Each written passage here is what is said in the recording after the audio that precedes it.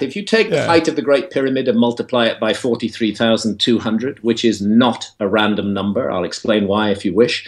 If you take the height and multiply it by 43,200, you get the polar radius of the Earth. And if you measure the base perimeter of the Great Pyramid and multiply it by 43,200, you get the equatorial circumference of the Earth.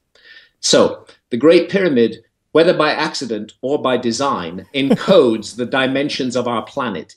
Through those long dark ages, in the Middle Ages and so on, when we didn't even know we lived on a planet, let alone its dimensions, those dimensions were always there, encoded on a scale of 1 to 43,200 in the Great Pyramid. And the reason that number is not random is because it relates to a very hard to observe astronomical phenomenon, which is called the precession of the equinoxes, which unfolds at the rate of 1 degree every 72 years and changes the rising points of stars very, very slowly along the horizon. It's also why we do actually live in the dawning of the age of Aquarius. When we talk about ages of the world, we've been living in the so-called age of Pisces. That just means that the sun has been seen to rise against the background of the constellation of Pisces for the last 2,000 years. It's not an accident that the early Christians used the fish as their symbol. But because of the precession, it's shifting out of Pisces and into Aquarius. And it just happens that operates at the rate of 1 degree every 72 years.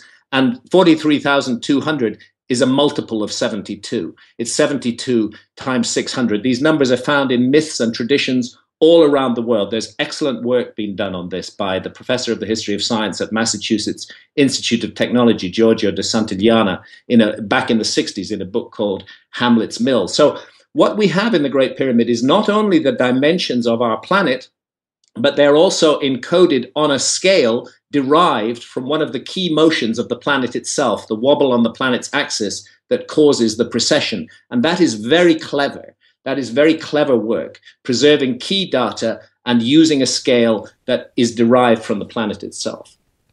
So you think that the pyramids were there kind of as almost indestructible records of very, very important numbers? Yes, I think they're there. I think they're there as indestructible records of a lost past.